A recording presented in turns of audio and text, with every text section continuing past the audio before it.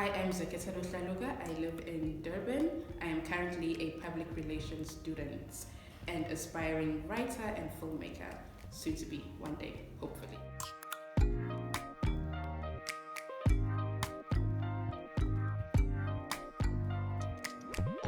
First impression, you OP. Hi, Zekhethelo. Danger. Welcome to I Am. Thank you for having me. Ooh, tell us about this Zekhethelo. Where's Zekhethelo from? Zekhethelo is from KZN, from Stanger in Medville. Grew up there like my whole life. But weirdly enough, I didn't really spend much time in Stanger. I spent my time in Durban, like most of my time was spent here in Durban because of school. Not primary school though. Primary school was like 20 minutes away from home, so it wasn't that bad. But otherwise, half my time was like here in Durban. I'm not really a Stanger girl. If you ask me where is this road in Stanger, I don't know. We're gonna be lost together.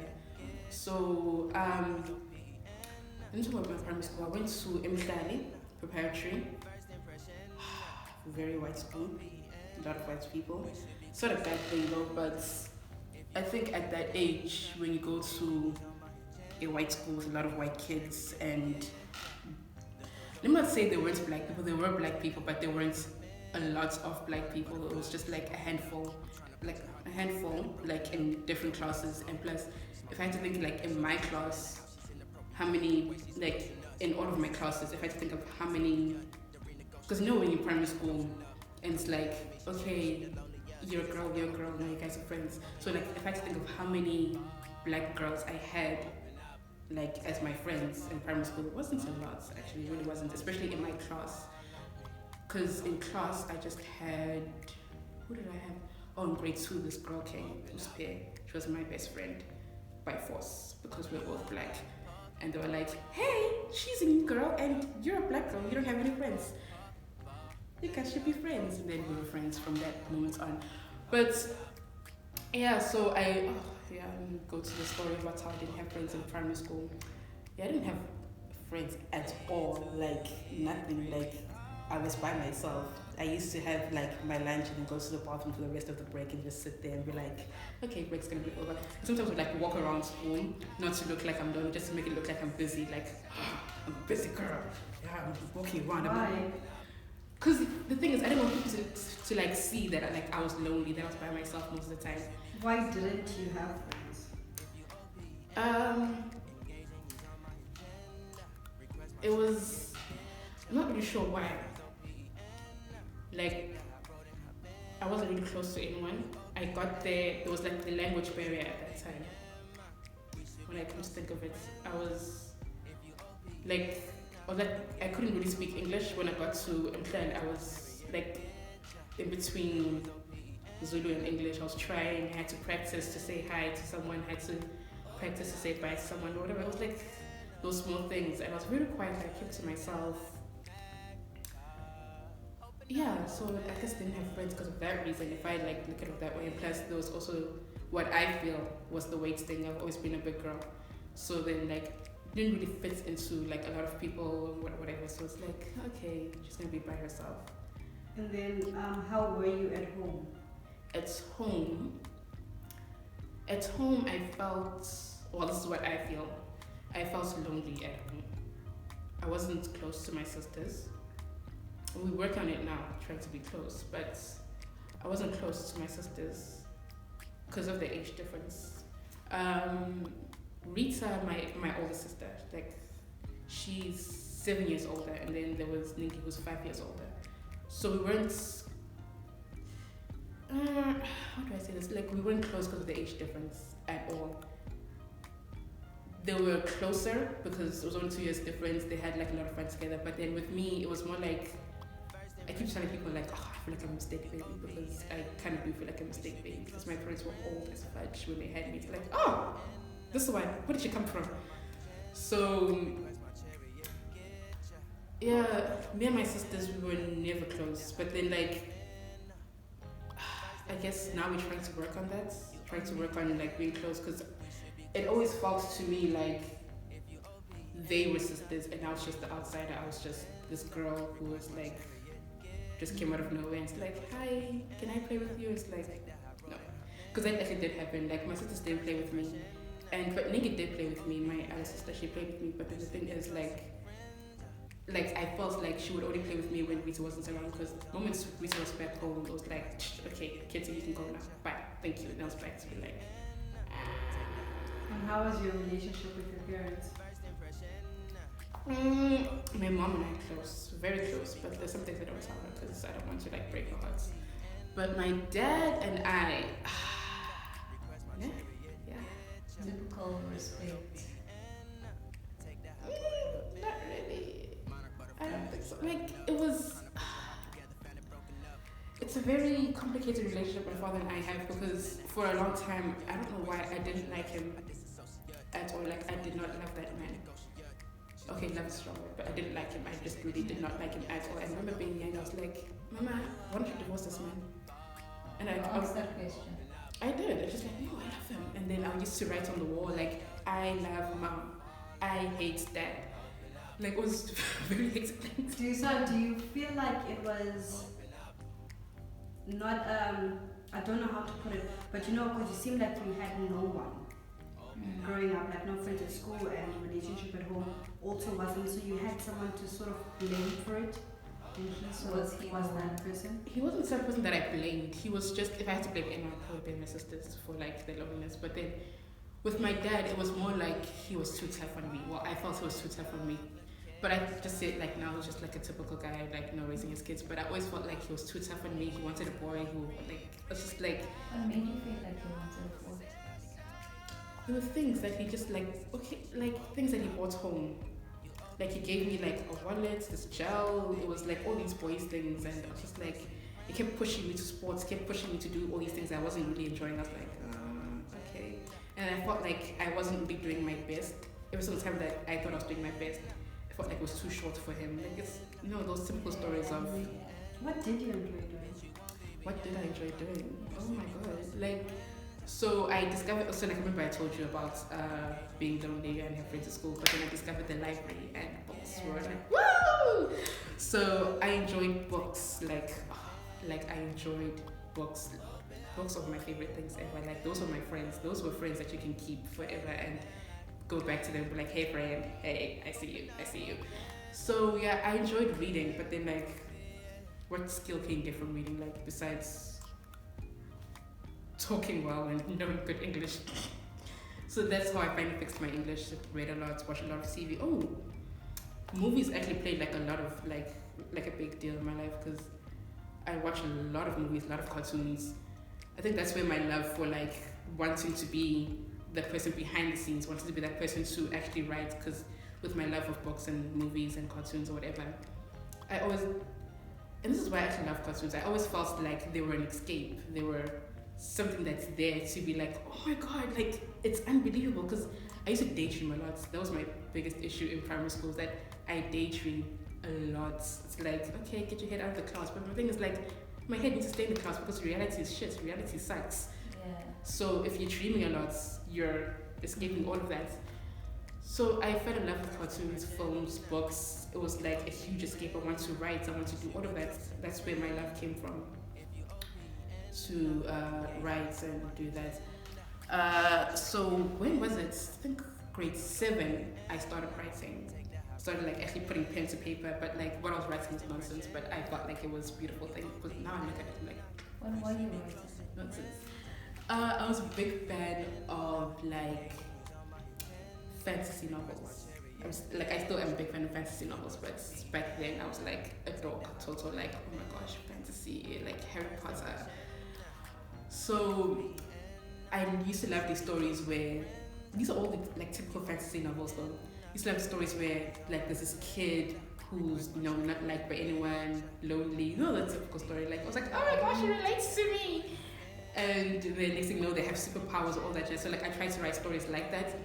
But then now, as I grew up, it started changing into more serious things. I don't really write fantasy anymore. I try to stay away from that, but I still love fantasy. But it's more on realistic things that happen in our everyday life. Because I'm just life is just for me, because I feel like there's a story in everything. Even if you look at, I don't know, like that blinking light over there, like, why is that light blinking? Oh my gosh, someone's spying on us, blah, blah, blah, now let's write a story on that. Who's spying on us? Who's doing this? Why? So, love to write. So writing became your superpower. Yeah, it became like what I felt was my superpower. Like, because I felt like I was too imaginative. So when you don't have a lot of friends and your sisters don't play with you, you're gonna spend like a lot of time by yourself. And what I did, oh my gosh, the craziest thing that I do, and I still do it to this day, I act out what's in my head. Like before I put it on paper, like I act out a lot of things that I have in my head. All the characters, like I play one character, I'm like, then I play like the sad character. I'm like, oh, this is all happening at one time. Like if you had to walk into a room with me doing all of that, it's like, are you okay? Are you good? Should we like close the door? Are you? Let's. But I don't know how I ended up in PR, public relations. Now that I'm thinking like, writing makes me so happy. Did you end up in public relations when I was meant to be doing film and all of that? I panicked. That's what happened. But like, I do enjoy public relations. I enjoy marketing because I got to Boston Media House. Actually, let's go back. Let's go back to high school. Yeah. So going back to high school, so I went to Northlands Girls High School in Durban North. So I was coming back from primary. So I was coming from primary school, shy kid. Okay, I don't have a lot of friends. Don't speak a lot. And then, so I tried to change that image when I came to high school. I wanted to like be an extrovert. I wanted to be, I wanted to be that girl. I wanted to be like, oh my gosh, this is sick. Yeah, just coming here. Oh, in grade 8, I was so obsessed with having like the biggest, because we were like a big group of girls. We didn't like, I won't say that we weren't that close, but we didn't like talk to each other. Like we all had like mini groups, and then we created like this huge group. So in high school, I was obsessed with having like a huge group of friends on the field. Like we took like a huge ass ring. I was like, oh my gosh, guys, make the circle bigger. Like this is us. This is who we are. So yeah, so in high school, I just tried to build this image of Zek being the one. And I think what helped me the most in high school was drama. I took drama in grade 10, and a lot of people were like, you're gonna take drama? You, quite scared. Okay, we'll see what happens. So I was like, no, I want to take drama because it's gonna help me speak. But it did help me speak a lot. There was a time I remember that like I could not speak to people. I couldn't even speak to teachers. I couldn't raise my hand in class because like raising my hand, I was just like, and I was like, oh my gosh, I remember this one time I actually got really frightened because the teacher I wasn't even saying anything. I was like just chilling, minding my own business, thinking, you know, she's like looking at me like, why are you talking? I'm like, but now I've worked like past that. Like drama really did help, as I said. So when I did drama in grade 10, it helped me like become more outspoken. It helped me challenge myself. Let me say that, yeah. Helped me challenge myself. I think that's where my love for acting came in. Because yeah, I was always like, I want to be behind the scenes. But now I was like, I want to enjoy part of the scenes and theatre and all of that. But that dream died. Because I was like, I'm going behind the scenes. Anyway, so when I got to university, Boston College, whatever it's called. So when I got to college, I realized that I want to do film. Like I want to do I want to do radio, film and television, and journalism. I dropped radio. I dropped radio and journalism because I was like, you know, film and television is something I need to focus on. That's my love. That's what I need to do. I'm going to be behind the scenes. I'm going to be the next filmmaker. Spike Lee, watch out, Quentin Tarantino, move out the way. She's here. She's the girl. Tim Burton. Actually, I should mention Tim Burton. He's my favorite director. I was like, Tim Burton, move out the way. I am here. I'm going to make the next movies. But when I got to Boston, I did marketing and things I never thought I'd do. Marketing and PR. And I was like, this including TV. Including TV, yes, I did have TV. But then I felt that I wasn't where I should be in TV. Like I panicked a lot, I have a lot of issues with rejection and all of that jazz. So I panicked a lot when it came to TV. I was like, oh my gosh, I can't do this, I can't do that. I'm too scared to learn. So let me just stick with PR because when you do something safe, it's always fine. Let's stick with the safe thing. So I did the safe thing, which was public relations. I don't hate it. I just don't love it. It's okay. Like, yeah, it's a fine thing though. But if I did have the chance to like go back in time, I'd be like, fuck you, public relations. I'm taking TV. I would have taken TV. Because I just felt, because like now I'm getting to a stage of my life where I'm like, even if people, because like now a lot of people have actually read my work, like in terms of my script writing, because I'm too afraid to like show it and like showcase it. So I feel like I've gotten to a stage in my life where I'm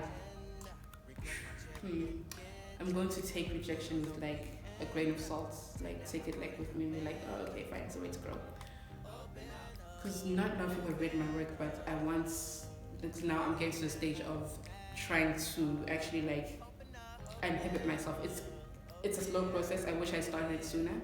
I honestly do wish I started it sooner because I'm finding it's hard actually to actually like open up and let people like judge me and like read everything, because for a long time I was trying to have that image of like, oh, I'm so perfect, nothing bothers me, I'm so nonchalant, oh my gosh. But why do you think you had to put up that barrier of being so like I don't actually care, you guys? And bothered. It all goes back to the whole primary school thing, going back to being lonely, going back to all of that, like, because a lot of teachers would ask me like, because when teachers see like this lonely child, it's like, hey, let's give you friends. It's like, no, I'm fine, because like they'll give you friends, next thing you know the friends would walk away from you for like, because like they'll sit with you for like 2 days and next thing you know they're gone. It's like, okay, so it's like, no, I don't care anyway, I'm fine, I'm good, I don't care, I'm crying in the bathroom though.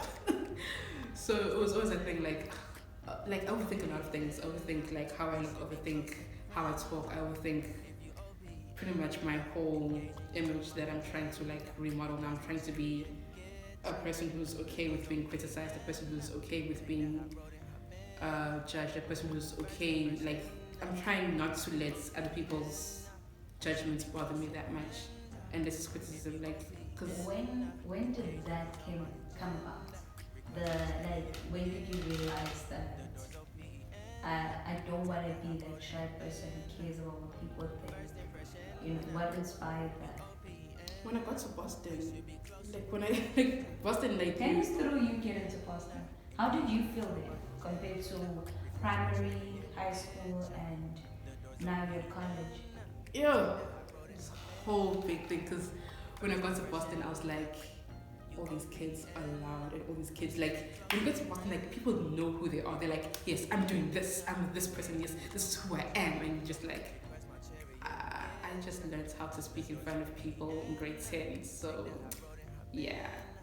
So when I came to Boston, it was just a huge wave of people knowing what they want, and I felt like out of place. I felt like I couldn't keep up with everyone. I felt like, oh my gosh, I'm falling behind, because I'm between the safe choice and what I really love, which was a risky choice, television and writing. Like, how am I gonna get a job out of that? How am I gonna make money out of that? How are people gonna like judge my work? Will they even like my work? Because it's always different from what I hear. Like, it's different, it's weird. I'm a different person. I'm a weird person compared to doing PR, which is safe. It's it's a guaranteed profession, it's a guaranteed career. Do you think you chose to be shy and you chose to be quiet without knowing, but it was more of an escape for you? If I put myself out there, people can actually see me and they can actually have opinions about me. But if I keep to myself, then that's all there is. Yes. I just have myself oh my to worry gosh. about. Yes. Oh my word. Like, I did not, like, now that I think about it, I really did choose to be a shy person. I did choose to be like a complete introvert, because the person I am now versus the person I was, they're two different people. Like, I don't think they'll be friends, but yeah, I definitely wouldn't be friends with myself. But like, I was just two completely different people, because right now I love challenges. I love being challenged. I love being like, okay, you can do this, like speak in front of people. Like, I love the attention. Back then I was like, fuck, I don't want people looking at me. I don't want people knowing this. I don't want, because I won't say talented, but then like when it came to like, let's make a play, let's make a story, like I had ideas, but then I don't want people to know my ideas. I was like, no, it's okay. But then I'd voice ideas later on, like much later on. It's like, oh, why didn't you tell us this earlier? I was like, no, it's okay. It doesn't matter. But now I'm like, hey, listen, my idea is A, B, C, and D, and I think will work. Yours is shit. I wouldn't say that though. I'll say it in a nicer way. So, being at Boston, what do you think has been the greatest learning you had to learn about yourself? What I learned the most being at Boston is just be yourself. Just like put yourself out there. Don't be afraid of rejection. Like I said earlier, I've always been afraid of no rejection. You're wrong, bad. This is horrible. Like any sort of criticism. So being at Boston, I learned just like, hey man, just be yourself, because everyone's just trying to make their way through the world. No one really cares if you're whatever. Just be yourself, because what I've learned the most is that the moments I'm not myself or that I'm not comfortable with myself, I think that's one of the things that I learned, to be comfortable with myself, not just physically, but then like in terms of my work, like what I write and what I put out there for people to read. I learned just to be comfortable. Don't really care what people think. Just go do what you need to do, because you're gonna start falling behind. And don't focus on other people. Like I used to be like, oh, okay, this person is doing this. Let me do that too, because it seems like a good thing. But what you feel that you are doing, that's how do you put this in English? What you But I always learned that like if I feel that I'm doing this and this is what I want to do, then I need to go for it. Doesn't matter what this person thinks, doesn't matter how I'm going to get there. Like if I don't give it a shot, I'm going to regret it for the rest of my life. That's what I learned at being at Boston. Like just give it a shot, because you can't just sit on the sidelines and be like, if only. You have to actually like shoot your shots. If you miss, you miss. Then do it again, do it again, do it again, do it again, do it again, do it again, do it again. Do you like yourself, and are you proud of yourself? Do I like myself? I'm learning to like myself. Yeah, it's a process. Am I proud of myself? I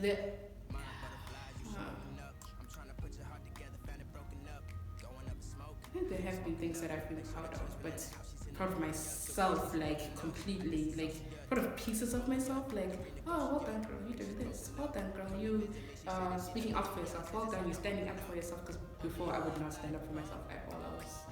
Yeah. But now I think I am proud of myself. Pieces of me, not completely. I have things to work on. I know I have things to work on, and I should work on them, and I am working on them. Still a process. We're still getting there, slowly but surely. Okay, since you say you like parts of yourself, and you're proud of parts of yourself, what do you like most about yourself?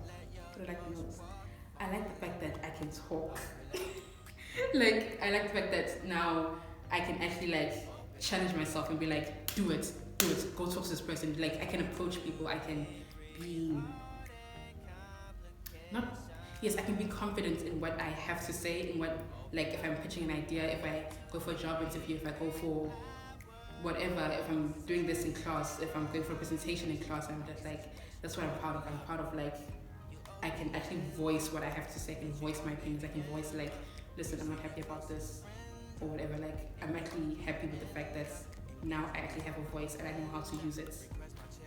Okay.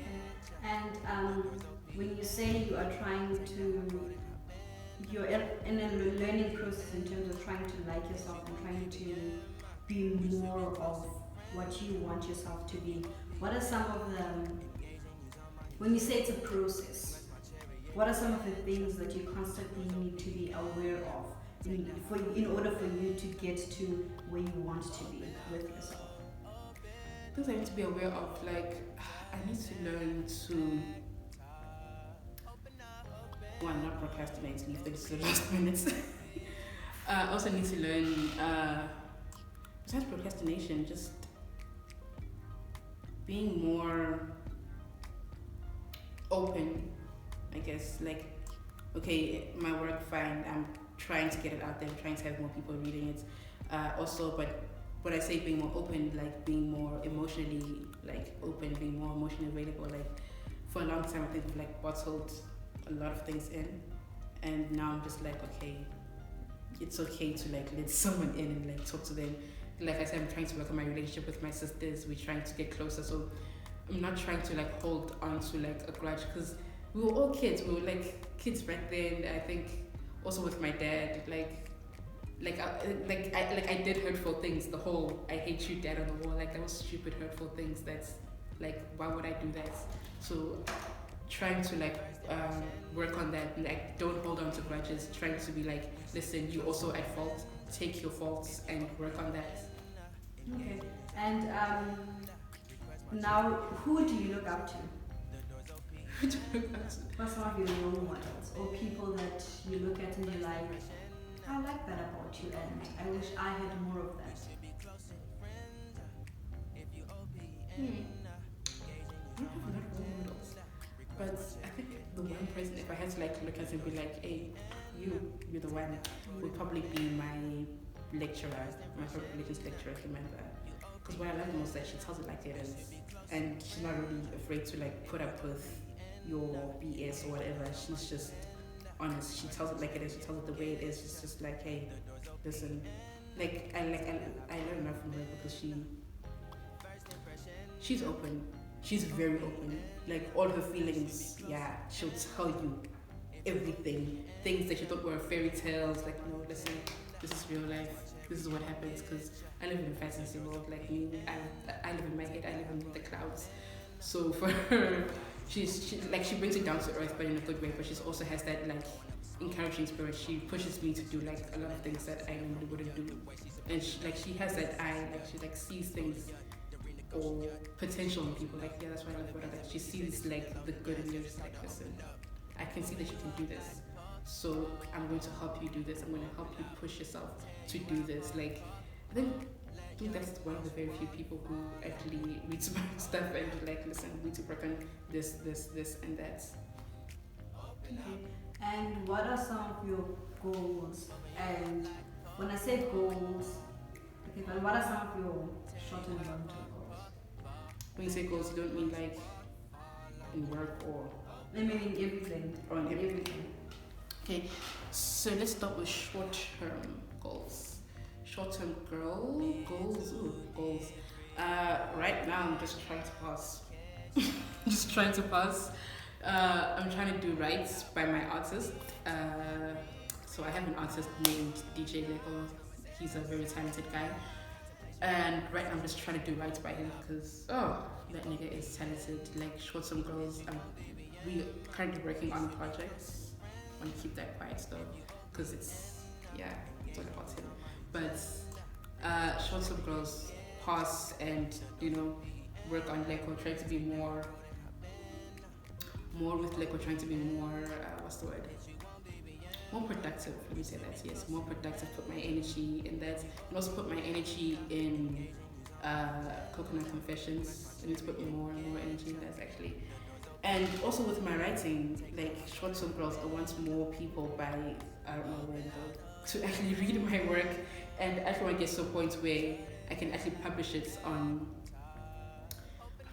where, I don't want to say Wattpad, but actually publish it online, maybe create a Patreon account and actually publish it for other people to read, because who knows how many followers I might have. It could be 2, it could be 1,000, it could be 5, it could be 4 million, but who knows.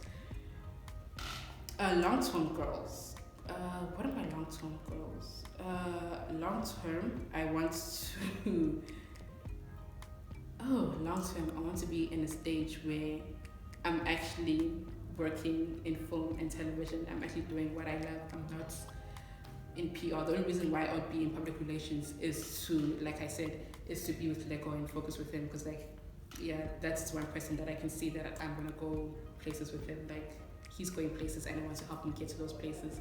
So long term, I want to be finally working in film and television. I actually want to be in the gist of things. I want to be behind the scenes. I want to be, who knows, maybe ETV, Vuzu. I don't really care. I just want to be there. I want to be, even if I'm making coffee, I just want to be there in that whole film situation. Be like, oh my gosh, I'm here with the greats. I'm here with the director of Khumalo. I'm here with the director of the Hostel. I'm here with the director of Mndela. I'm here with all these people. So long term, I want to be there. I just want to be, that is my dream, to be in film and television completely, not this nonsense of what I'm doing right now.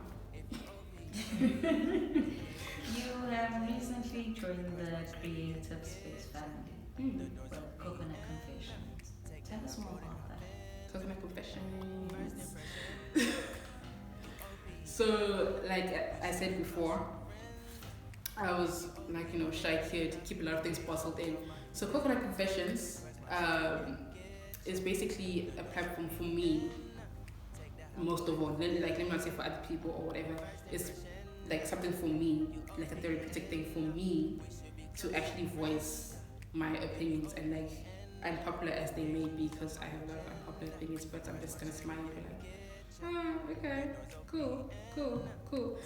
But like I said, it's still a slow process, because actually getting people to like open up, well, actually getting myself to open up and getting people to see me in a very like vulnerable state, because right now, I'm sure you guys know, like I've done like, light things, like I haven't really touched the base, like the core of things that I really want to say. It's always been, lately it's been like light things, sweet things, but I'm gonna get them, when I get to the core things, when I get to the brutal things, and be like, yeah. Because for a long time I've always wanted to be liked, and now I'm just like, fuck it, I don't care if I want to be liked or not. I have things to say, and I'm going to say them. So that's the whole point of Coconut Confessions. The coconut is confessing a lot of things. Me, coconuts. Why do you feel like your confessions should be something that's public? I never really thought they should be public, actually. I just thought that like YouTube is a great, because like I said, like working on not caring on people to judge me or not. So I was like, you know what, let me just put it on YouTube, because why not?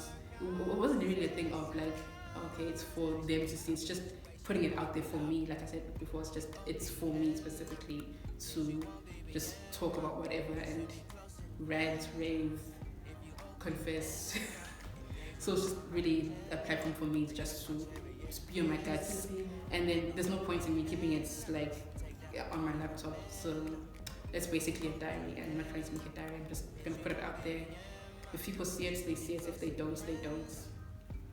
With Coconut Confessions, are people gonna eventually see some of your work in terms of writing and film? Yes, hopefully soon. Okay, let me not say soon, but yes, hopefully, because that is one of my goals, to actually have more of my work out there for people to see. So I would actually love to actually have like some of my short stories, being there in the bio. People can go click it and be like, oh, it's a hardcore short story. Oh, it's a nice short story. Oh, it's a weird. What the fuck is this? What am I reading? So yeah, I would actually love people to read my stuff. Yeah. And what can people expect? Like, what is the tone of the Coconut Confessions? The tone is just unfiltered.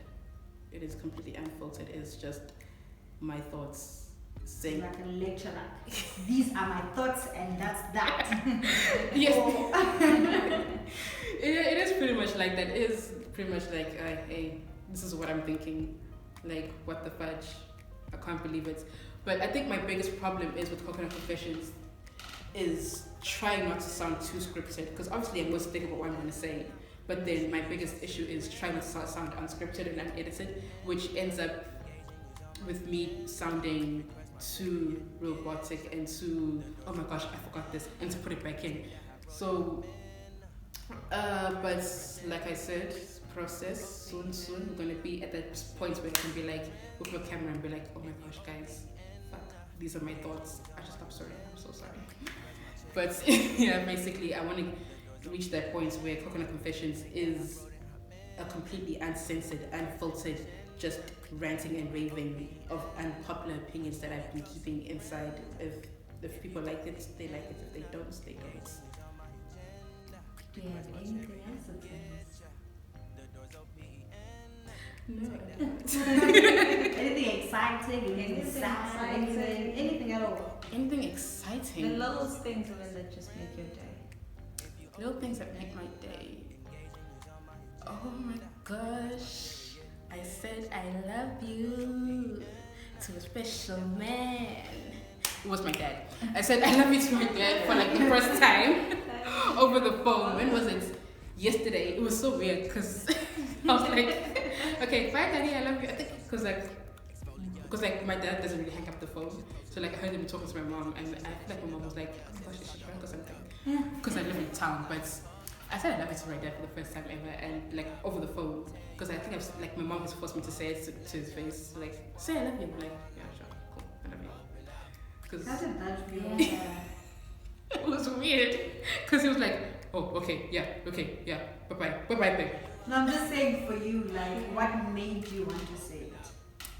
What made me want to say it is that I was feeling really homesick. Actually, there was a point where when I was staying in town for like a really long time, I was feeling so homesick. I was like missing home.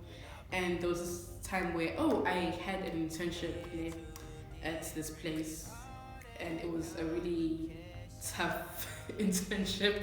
Like, I was not happy there for a while, for like a long time. But then, actually, my dad was happy that I was there because I was working with some people that he knew, and he was like, wow, you're doing such a good job. Like, he actually like praised me, he actually complimented me, which was like a weird feeling. Like when my dad and I are like talking and it's like nice, like it's a weird feeling. It's like, oh, this is what it feels like. Okay, cool. This is nice. Like, but it's still weird because like I don't know how to take it. It's like, so what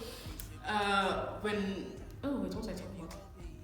Oh, my father and him saying I love you, and us saying I love you. There was a time where he actually smiled at me. This is before that I love you things. This is back when I was still staying at home. I remember it was last year.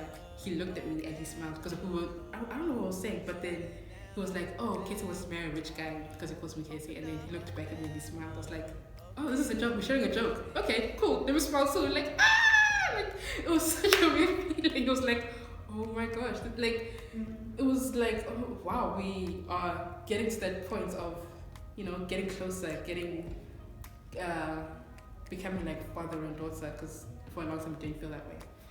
But now it's like, yeah, so my dad and I, we're becoming close. I think what made me feel homesick, I was on the internship. Also, I was working at it. I was doing this internship. And I remember this one time I needed to find a logo for the sports department, the KZN Sports and Recreation logo, yeah. And luckily my dad works there, so I was like, I need this logo. And the fact that he came through like really fast, like the moment I hung up the phone, he was there in my email like 2 seconds later. I was like, no, I'm saying it now. No. Like it's a stupid thing, but then like I felt like, oh my gosh, he's worried about me, because like this man is a busy man. And the fact that he had the time to like answer the phone, to be like, okay, fine, I'm doing this, like he sent me so many things to help me with my work. And I was like, oh, okay, yay, like.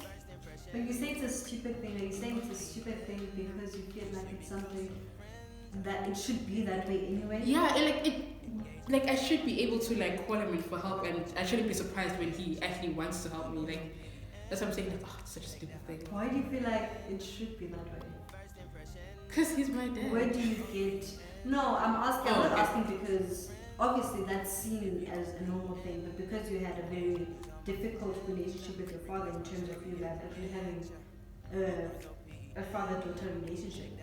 What I'm asking is, because of that, why do you now still compare your relationship to people who have had relationships with their fathers? Because you're saying stupid because you're taking it from somewhere where it is a normal thing, where it's not normal to you. When it happens, you think it's stupid, whereas it's a beautiful thing and you like it.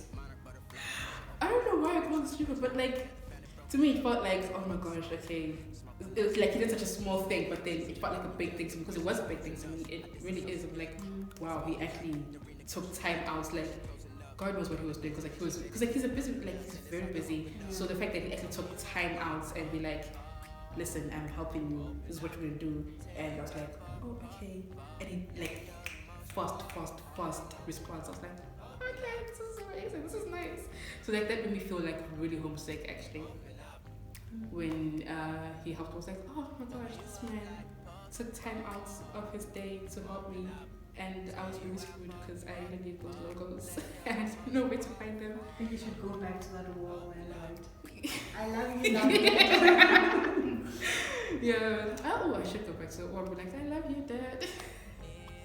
But shame. Oh, my dad did a lot.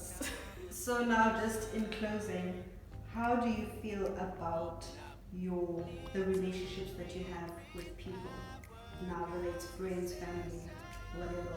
How do you feel about that? I feel like my relationships are a work in progress. Let me say that. I won't say they're perfect relationships, and like there's no such thing as a perfect relationship, but I feel like now that they are where I am in my life, I feel like I have the right sort of relationships. I have the support system that I need in terms of friends, in terms of family. Like I can now talk to my sisters and be like, listen, I'm doing this, and we can actually talk about it and be like, oh wow, I'm so happy for you. And I actually have friends that I feel like are my friends. Because for a long time I felt like some of my friends weren't my friends. They were just, passing. So like now I actually have friends where they'll be like, Zach, you're doing stupid things. Stop it. Fix your life. Do this. So I think my relationships are actually working out. They are beautiful relationships, let me say that. Still a work in progress because, I need to try to be more emotionally available. I was actually just about to ask, who are you in those relationships? What do you think you bring to any kind of relationship? I think I bring the weird voice, let me say that. Because it is like a weird voice. Because I say weird things, not just like to be funny, but then like, let's say my sister's in a situation, doesn't know how to fix it. So like, let's look at the weird way out. Because that's me. I'm just like, let's look out of the box. I feel like I bring the out of the box opinion, the weird journey. Are you emotionally present in those relationships? I try to be. I don't think I am. Like, I'm not at that point where I'm gonna cry with you and be like, oh my god, let's cry together. Because I try to hold in my tears. Like in the beginning of this video, you guys got me like really emotional. Like, no, hold it in on the inside. Don't cry. Why do you feel like you have to hold it in? Because this is your journey. This is your truth. Because I feel like if I cry, then it's those emotions taking hold of me and like controlling me all over again. It's like I don't want to be in that space anymore because I worked so hard to be out of that space, so I don't want to go back into that space. I just want to be, yeah. I'm going to ask you a question, but I want to tell you something that I found texting by some top people. I don't know. The name you know what they have said, but then it's like a proper study that the strongest people, society would believe the strongest people are the people without emotions. But the strongest people are the people who show their emotions, people who are able to cry, people who are able to get angry, people who are able to be like, yo, this shit is happening and we need to fix it kind of people, because those are the people who can truly express what they're feeling as honestly and as truthfully as they are feeling it right now, and they don't expect the other person to view them any less because of what they're doing, but rather more of because they're honest to open up that way. So just that, but also Yes, I remember everything you said, word for word. Right, and I wanted to ask you, in a relationships, because you say, oh, are you emotionally available to yourself? Do you think that there are parts of you that you still shut away and you're like, I don't want to deal with that right now? Or are you able to be vulnerable with yourself in a sense of, like, I know who I am and I know what makes me tick and I know, yeah. I don't think I'm emotionally available to myself because I really do my emotions, and then it'll be like the littlest things. Like I've tried to carry on with my day. So let me just go back to when I was dating this guy for like a long time. Let's just say 2 years, because we broke up like so many times. So I'm just gonna say 2 years because we were the whole togetherness. So when I was dating this guy, and when we broke up for the first time, like for the first like real breakup. So when we broke up the first time, I was like, okay, fine, no, I'm cool with it, it's fine. I'm just gonna move on with my life. But then like, it's the little things that like really set me off, where I was like, oh my god, now like I'm in my room crying. I'm like, holy fuck, because like he was the very first person I feel that I actually like let in that we were emotionally very much together, because he told me things that I was like, oh my word, okay, I'm gonna be there for you. I'm gonna do things, because there were things that he was struggling with emotionally and mentally, and so I let myself be open, because like he told me so many times, like in the beginning of a relationship, like, listen, Zach, you are extremely emotionally available. Like, you don't tell me what you're feeling, you don't tell me what you're thinking, you just cut off all communications when you're mad, you just like don't deal with the problem. So I was like, okay, like now there's this problem where he's going through something mentally, something big, something like, okay, wow, now I have to be there for someone and actually be, just not be the person that I usually am. So when we broke up, it really hurt me, but I was like, fuck it, I'm young, I'm 22, love is always around the corner, so I'll be fine, I'm gonna move on with my life. But then once like you see like little things that remind you of them, or like the fact that you want to call someone like, hey man, listen, I'm watching this, because like there were things that we did together, things that we watched together, things that like I could do weird things and he'll be there like supporting me do my weird things. But then when I'm doing weird things with other people, it's like, what are you doing? So when I was with him, and then like, okay, when I wasn't with him, I was like, wow, this was really hitting me. Like I remember I was like in my room, I was like in tears, just like at 1 a.m. I'm watching cartoons, but I'm like still thinking, but I'm like, wow, because it really, it was like I was holding it in, and then next thing you know, it was like just released all these emotions. I was like, oh my god, no. And I hate that so much, because it happens all the time. I really don't let myself feel, let me say that, yeah, I don't let myself feel like hardcore emotions. I don't let, like, it's like if something hurts me, I try to just put it on the side, move on with life, because no one has time to cry tears up like a waste of time, I feel. Alright, Zach, thank you so much for joining us today. Oh, thank you for having me. Yeah, man. Thank you for guiding me. Because I feel like I was just the best, and you guys were like, no, Zach, we're going to guide you. That's not the case. It's not the case. Honestly, it's not the case. This is the friends I need to keep around. I think it was more of you. I don't know, sometimes you feel like you know yourself, but because you haven't said some things out loud, then you get to like, wait, what? That's me? I think you had a lot of those moments. So Yeah, you feel like I did. we were guiding you, but it was really just all you. We were just listening.